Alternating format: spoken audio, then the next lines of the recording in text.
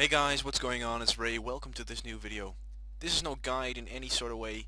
This is just a random vlog, just talking about what I'm doing, and just a little bit update about myself. I know I usually do this in my Road to Torvas, but I reckon I just do it this way. People like doing this. They like to listen to this while they play Escape, and I hope you guys like this as well. Of course, I wanna ask you guys. Let me know in the comments below if I should do this daily. Just get some guys. On my channel, just do a daily vlog with them and pretty much talk about what's been happening or what is on our mind, really. So you can just listen to it while you play Escape. And I'm pretty sure this is a botter right there, but whatever. So what I actually want to talk about today is my position here in Runescape. I'm currently 2248 total, so I'm getting on my way to my max cape. Of course, I'm a long way off. Don't get me wrong, I'm a long way off, but I'm getting there. Now, what I'm actually trying to do is get my stats up. Um, just see how well that goes. As you can see, I'm now busy with crafting. I'm doing molten glass and unpowered orbs. That's basically what I'm doing right now. They are okay crafting experience. As you can see, they give 53, or I'm pretty sure 52.5 or something, experience each. So that is pretty good. A decent experience rate per hour, and they don't cost too much. And I'm doing it away because I also want to get my magic up, but I don't want to spend too much money on it. As you can see, I don't have too big of a bank to spend on it right now. And I also want to make some money on the way, of course, for my Road to Torva. So what I'm doing at the moment, as you can see, probably once I open my bank again after this inventory, I have air orbs in my bank. What I'm actually doing is I make runs to the air obelisk with these uncharged orb or unpowered orb and make them into air orbs. So basically I'm making some money on the way, and I'm pretty sure I make about 1 mil per 1,000 orbs which I charge, and that is including the cost of the molten glass into the uncharged orb. So from molten glass to unpowered orb is about a 1k difference. So for 1k unpowered orbs, you make around 1 mil. As you can see, I did some runs already, but got bored of it pretty quickly. So I just decided to go back to crafting, and I'm gonna do that later. As you can see, I still have 2 effigies stuck on construction, but I have a friend Andy helping me out. He'll probably have his assist system free again pretty shortly, so I should be able to get rid of those pretty soon. Then I have all the effigies gone out of my bank, and I can start receiving effigies again. For some reason, they all got stuck on crafting and the construction, and those are like these stats that are the lowest for me. Of course, after rune crafting. But since I have my summoning quite high, I'm pretty sure I can do those pretty quickly. Anyway, I need to get back on. This is XP waste. So that's what I'm trying to do. Just get my stats up slowly. As you can see, 99 mining, 99 smithing, 93 fishing. I still need to get 99 fishing. I just don't feel like doing that. But as you can see, probably from my stats, I'm pretty much a skiller. I'm level 129, which is for some people really high. But as you can consider my total level, it's really not that great. As you can also see, I have 99 constitution with only 93 attack, 87 strength, and 90 defense, which is, as for constitution, really high, but as for my other stats, really low. Yeah, I have 99 range and 99 prayer. 99 prayer got recently with my nice cape I am wearing right now. I don't have 99 summoning. Don't ask me why my summoning points are not charged at the moment, but 89 summoning at the moment. I am trying to get that up with the effigies. Some people think it's a waste doing these effigies on summoning, but rune crafting will get there, believe me. After I get all the other stats up, it's also easier to set myself to doing the penguins and doing the troll invasion, which I do right now, and of course the daily jack of trades, which I have in my bank, which I pretty much bought for that, just to have another way of training my rune crafting. But since the effigies got nerfed, which I'm not too bothered. I mean, I don't like it, but I'm not too bothered about it. It's not like too big of a deal. I am pretty much a skiller. I don't like rune crafting, but I am pretty much of a skiller, so I am used to repetitive rates. You might be thinking like my rune crafting is quite low, so what do you know about it? It's true, my rune crafting is quite low, but I did some other repetitive things. I mean, I did 99 smithing with gold bars, which is really repetitive. It's not too much clicking, but it is really repetitive, so I'm quite proud of that. And of course, there are some other skills which aren't too easy, I guess for some people. They are, but for me they are not too easy to get. So yeah, I just trying to get them all up. But as my goal for now, of course, I have my series Road to Maxcape, or I'm sorry, Road to Torva and like Mission Max within there. Have that running, and people say like you're a long way off. This is going to be an everlasting series, and I am thinking about changing the how the road to Torva works, instead of like telling you what I have done and not really showing you the difference between my cash stack or my bank or whatever. I am like thinking about just searching for one method of making money, or several methods with the same supplies or gear which I can use, um, and basically just create a tab and wait till it's worth something that I can sell to get my Torva full helm or any of the other Torva items, and then I sell it and I buy the Torva full helm. Um, but yeah, I'm still debating. I need to get a good way to do that. I don't want to say something and then change it the next day. I know I've done it in the past, but I try to stay quite consistent within that. Um, as you can see, I have 43 mil cash right now, and there is quite a bit of money in this molten glass and stuff spent right now. So I probably can get around 15 to, I don't know, maybe even to 60 mil.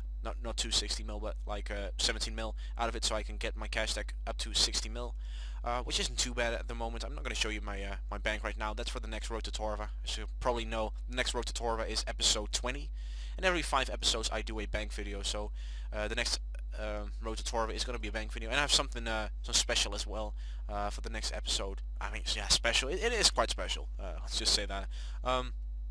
Anyway, but I'm getting a little bit off topic here. What I want to do for right now is pretty much get all my stats above 80. I have some sort of plan worked out to get to Torva and get to all my stats at 99, which I said in my last Road to Torva, the bonus episode, which I said I was going to do it with Summoning a Slayer, but since the effigies got nerfed, it has kind of got in the way. So what I'm actually going to do is I'm probably going to train up my crafting at first. I might be thinking like, how is training crafting going to help you or benefit you with your Road to Torva? Now, as you might, for some people who have very keen eyes, might already have seen on the very left top of my bank, at least in that tab, I have my my robust glass, or anything like what you get from the as a first resort. What you need to do, yeah, the robust glass, which is basically some sort of distraction and diversion. I don't know if it's officially called that way, but it's some sort of distraction and diversion. If you don't know, you need to mine the red sandstone, which is a little bit north of Uglog, the ogre place, the far southern ogre place, which you can easily get to by teleporting to mobilizing armies with a ring of dueling. And you can mine red sandstone there. There's a guy within Uglog, I don't know his name at the moment, but he has some sort of melting machine or whatever to get it into robust glass, and from there with a glass blowing pipe you can make it into potion flasks, which are worth quite a bit at the moment. Now, of course, I don't know how those prices are going to fluctuate over the time, so I don't know if it's always going to be good money. But I thought it would be worth to train my crafting for that. This is not too bad of a method, and what I'm doing right now is actually going to make me money because I want to get my magic up as well. As you probably know, I really want to do glaciers and get my own pair of boots. As you probably know, I'm quite a bit of a ranger, so I want to get my Glaven boots. I like the Glaven boots, and I don't know, it feels good to get them as a drop. I don't know if it's ever going to happen. I know when I got my Armadillo chestplate and Armadillo chestgirt as a drop from Armadillo, then I used them to go Armadillo. It feels good, you know. So I'm trying to get that, but of course I first need to get 95 magic, which I'm quite a long way off in some sense. I mean, magic is not too bad of a skill to train, I guess, but yeah, there's a reason why it's still this low. I really don't like it. I mean, this way with the air orbs, it's not too bad of a method. But I guess, yeah, it's just not my skill to train. I'd rather do something like mining or smithing, just for the sake that it is mining and smithing. I have no idea. No idea how the human brain works, why someone likes this skill and doesn't like that skill. It is really quite complicated. Anyway, this is of course also gonna train my combat, and something inside my head just doesn't want to get this combat up.